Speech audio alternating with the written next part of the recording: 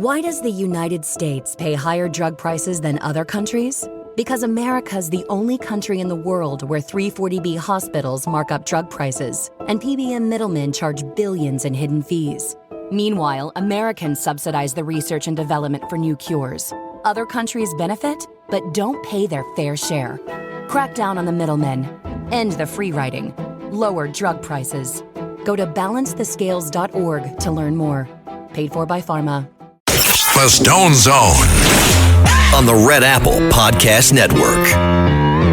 Welcome back. We're in the Stone Zone again, and joining me now, direct from Poland, is the senior editor of Human Events, Navy intelligence officer, a proud Catholic, a MAGA patriot, also a New York Times bestselling author, Jack Posobiec. Jack, welcome to the Stone Zone. Roger, thanks so much for having me on. So I have to ask you off the top, how was Poland? You know, the Polish make their stuffed cabbage slightly different than the Hungarians, but it's actually still quite good. How was your trip? Well, I had a lot of Głąbki, or as my parents call it, pigs in a blanket in English, on our way home. And what can I say, Roger? An incredible nail-biter of a victory, come from behind win, being over there at this CPAC Poland, which sort of acted as a de facto political rally for the conservatives there in Poland, in southeastern Poland, right on the border with Ukraine, which, funny enough, actually is the area of Poland where my family, the Posobiec family, actually hails from. It is, in fact, this will come as no shock to anyone, the most rock-ribbed, hardcore Catholic conservative part of all of Poland. So, big shocker that that's where the Posobiec family is from. And a 1-point victory for the conservative, campaigning hard on issues of Ukraine, issues of immigration, border security, and having the support and de facto endorsement of President Donald J. Trump. This carries a lot of weight in Poland, and it's a tremendous victory, one by which will absolutely be a huge victory, not only for all those things, but also for the pro-life movement, because the liberals in the Polish parliament have been trying to legalize abortion in Poland. This will put a stop to all of that. It's very exciting. Look, I think nationalism is beginning to sweep Europe. They had to cancel the elections in Romania when the conservative candidate won. You have Meloni, who shifted back to the right now that she has Trump as a reliable ally. I liked her initially, then she started to suck up to the globalists, because I think perhaps she thought Joe Biden was going to get reelected. And then with Trump's election, she has gone back to her roots, which I certainly like. You have Hungary, which is a beacon of freedom for all of Eastern Europe. You have all of these. The French, they had to throw our candidate in jail because they're going to lose. People are tired of unregulated, uncontrolled immigration. It's destroyed every one of these countries. It has not destroyed Poland. It has not destroyed Romania. Why? Because they have never allowed it. Well, Roger, that's exactly right. And actually, when I went over to CPAC Hungary, I had the honor of being invited to sit down with Prime Minister Viktor Orban, and he had a lot of conversations and a lot of things to say about this, specifically on the question of mass immigration. He talked about the problems that have been going on in Germany, the problems that have been going on in France. And Roger, I have to say, by the way, on the way home, we stopped. We had a long layover, basically a day-long layover in Paris. Wanted to take my children to see the Notre Dame after it had been reopened. It was an incredible experience. But that very night that we were in Paris, these mass riots kicked off. It was precipitated by a win in the soccer championship for the team, Parisian City team, and yet the migrants came out in full force and started setting fire to the city. Hundreds of people were arrested. I had to grab my wife and my children and say, this is a bad situation. We need to get back inside as soon as possible, because we saw it, Roger. We saw it going from Poland and Hungary and then to Paris. The Notre Dame is beautiful, but what they've done in terms of this migrant crisis, Paris is not Paris anymore. President Trump is exactly correct on that, and I just thank God that we were able to safely make it in and out in the midst of all these riots. So, Jack, what do you make of the Elon Musk, Donald Trump tiff? Is this really about insufficient spending cuts in the big, beautiful bill, or is it about something else? Well, Roger, I think it seems to be very personal on the perspective of Elon Musk, and I think that anyone reading this seems to think that it has a lot more to do. Certainly, the way he reacted is a bit more than just having a disagreement over spending. And in fact, this bill isn't even a budget bill. The budget bill comes up later in September. In fact, this is a bill regarding deportations, regarding President Trump's agenda, regarding no tax on tips, regarding no tax on overtime. This is an agenda bill. It's not a budget bill.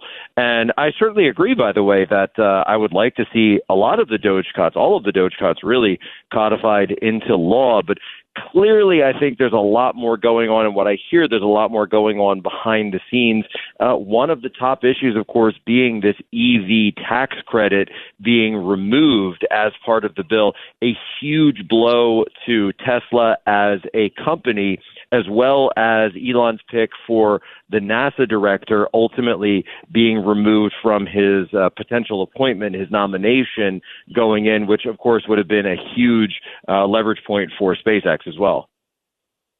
Jared Isaacman, who the White House actually announced that he would be the NASA director, and then it was pulled back when it was learned that he had given money to numerous Democrats, including Kamala Harris, Joe Biden, the senator from Georgia, Adam Schiff, and others. So I think Elon's nose was out of joint about that. He also they rejected his bid to have the air traffic controllers across the country use Starlink in their technology. I think he was miffed at that. I do think that he's done a tremendous service for his country. When I met him at Mar-a-Lago, I said, you've done more for free speech than anyone in the history of the country other than the founding fathers themselves. And I believe that to be true. But that's what got a target on his back. Remember, he flirted with supporting Ron DeSantis for president. It was really only after the events of Butler, Pennsylvania, when he saw how desperate the deep state was, and he realized that if Trump lost, Elon Musk was most likely going to jail, and his companies would have been destroyed. That's what Biden was seeking to do, and this was the payback for not just buying Twitter, but releasing all the proof of government-sponsored censorship. So he embarrassed the regime. Roger, that's exactly right, and we know that this was a situation where, of course, and look, I'm an incredible fan of the X platform. I use it every single day, and I think it's something that Elon Musk did, years before the election, that really created the conditions for President Trump to be able to return to the political sphere, because it was during that time that the truth about COVID was finally able to be told in a public dissemination, a public manner. It was during that time that the truth about President Trump's lawfare was able to come to light. They were going to put President Trump in jail for the rest of his life. They tried in 4 different times in various states and locations to put him away, and obviously tried to strip him from the ballot, and even got to the point where they attempted to kill President Trump multiple times. And so it obviously was a key effort by President Trump, Elon Musk, and of course Bobby Kennedy and the Maha movement, which I think really gets discounted a lot when people tell the story of 2024, not by yourself, of course, Roger, but many people and certainly the media completely discount the fact of the Maha movement and the strength and the importance of Bobby Kennedy's endorsement, crossing the lines the first time a Kennedy has ever really publicly endorsed a Republican in such a way, and did so at just a seminal time for the United States of America. And so certainly I, like many others, do hope that there can be a way to mend this great schism. Yeah, I agree with that. I must tell you, I think when Steve Bannon says that we should deport him, if he's a U.S. citizen, you can't deport him. And secondarily, that the government should seize his companies, or one of his companies, that's what we call communism. I think that is an overreaction.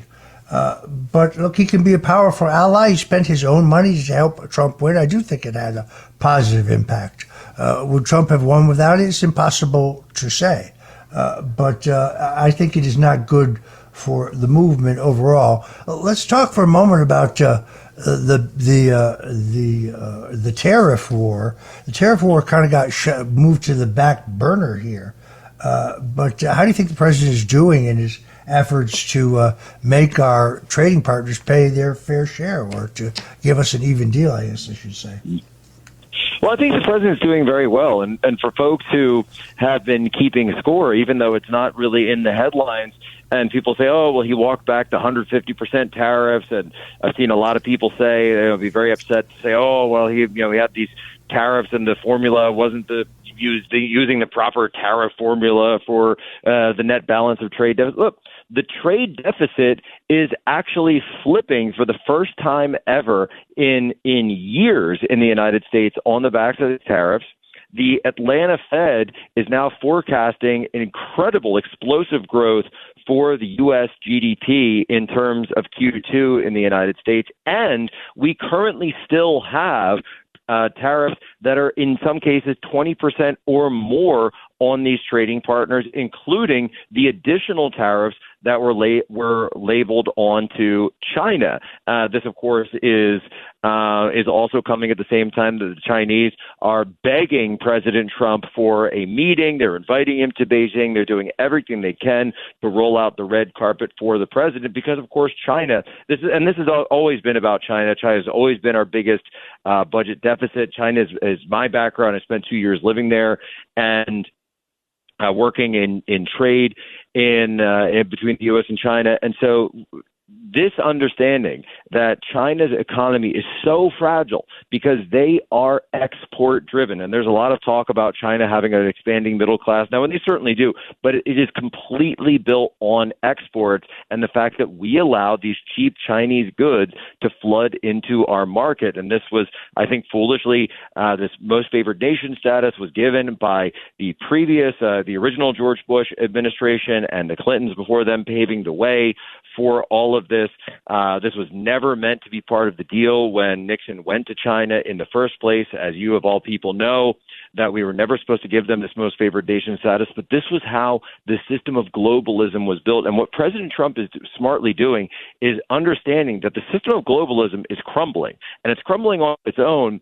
But so what he's going to do is put America in a position where we can benefit, we can be strengthened, and we don't have to have these global commitments the way that we have in the past, and actually right the ship economically for the American people and the American manufacturer, who is usually the last when it comes to Wall Street's way of thinking. I could not agree more. I really do think that people need to recognize that there are three legs to Trump's economic stool. It is first and foremost, it is better tariff deals with all of our trading partners. An issue he's been talking back all the way back to 1988, because he hated NAFTA, he hated GATT, he hated these one-size-fits-all trade deals that completely disadvantaged the United States, and as the late, great Ross Perot said, sucked the jobs out of America.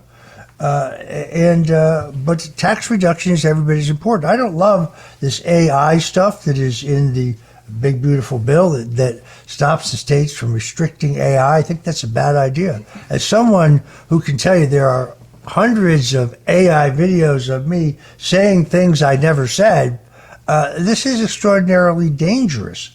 I'm very concerned about it. Well, Roger, that's right. And one of the, I suppose one of the messages that I've heard Stephen Miller and the White House put out regarding the AI piece of the bill is what they're really aiming at here, and perhaps this language can be tightened up, but what they're really aiming at is blocking California, because most of these companies are based in California, blocking California from having control over all regulation of AI. Basically, that China, and they saw that Newsom was having some plans to be able to regulate AI at the state level, which of course would have been written by the companies themselves. And so I can understand perhaps the considerations there, but would also want to make sure that that the language is tightened up as much as possible. I agree. It is concerning. But the good news here is that the Golden Dome funding is in there. The Golden Dome, which we used to call the Strategic Defense Initiative under Reagan, the left mocked us by calling it Star Wars, but it's working in Israel, protects Israel from incoming missiles, could protect our country. In some cases, the Congress has voted funding for parts of it, but still hasn't been built. The one for the East Coast, they have never cited. Should go to Fort Drum in upstate New York. That makes the most sense, but they're dragging their feet. I think that funding is also in the big, beautiful bill. Not to mention the continuation of the largest tax cuts in American history. It's not perfect. Elon's not wrong about that, but it's good and it's a start. They have a $98.4 billion rescission bill going up to the House next week. That's where the cutting actually needs to be done, and that is the third leg of the stool, cutting the wasteful spending, the fraud, the corruption, and so on. We're going to be right back with Jack Posobiec. You can follow him on X as Jack Posobiec, how original. He's also at Human Events, where he is the senior editor. We're going to be talking about the Trump administration, how Robert Kennedy is doing very specifically when we come back on the other side. So whatever you do, please, my friends, don't touch that dial. We're back in the zone. I'm talking to Jack Posobiec, the senior editor at Human Events, served his country with distinction as a naval intelligence officer. He's a keen analyst of the political scene. He has a unique set of sources. He's a man who always seems to be one step ahead. If you don't watch him at Human Events Daily, I strongly recommend it to you. Robert F. Kennedy Jr. Taking on big pharma and big agriculture. This is not going to be an easy fight, but he's fulfilling what I wanted him to do. This is what I voted for. Jack, what do you think?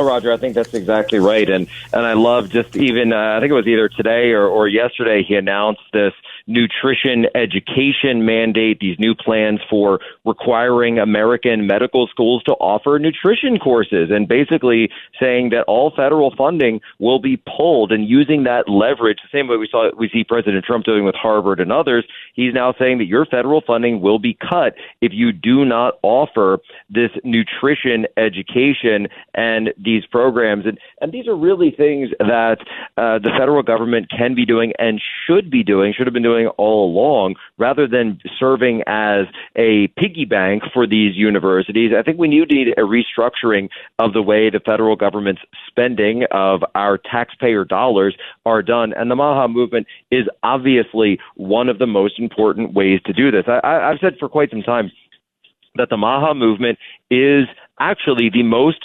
politically popular movement in America today. And I see this with when I talk to my wife, who is not someone who's, she knows about politics from being married to me, but she just doesn't follow politics on a regular basis the same way that, news junkies like myself do. But she is absolutely enamored with the MAHA movement. She was born in Eastern Europe, came to the United States, and has always asked questions. What is wrong with your food? What is wrong with your medicine? And that's exactly the type of demographic that Bobby Kennedy is speaking to. Politically, it makes the most sense. And for America's health and America's nutrition, it makes the most sense. Roger, you mentioned earlier that I just got back from Europe. Europe has tons of issues, but they don't have the same type of health issues, the food issues, and the nutrition issues that the United States does. And unfortunately, and your friend and mine, Tony Lyons, have been chatting about this a little bit as well, and he made a point to me recently saying that we've done so much to make food cheaper and say that we're cutting costs in order to do so, and that's why we've put chemicals in all of our food and why we have factory farms the way that we do. But unfortunately, we're not actually saving any money, because all of those costs then go into our increased healthcare bills, end-of-life spending, increases in health insurance that we have to pay because of chronic illness and chronic inflammation, something that, of course, Big Pharma is more than happy to keep going because it creates a financial incentive for them. There we have it. We have to wrap it there. I want to thank my guest, Jack Posobiec with Human Events, and thank you for tuning in to the Stone Zone. Until tomorrow, God bless you and a Godspeed. The Stone Zone on the Red Apple Podcast Network.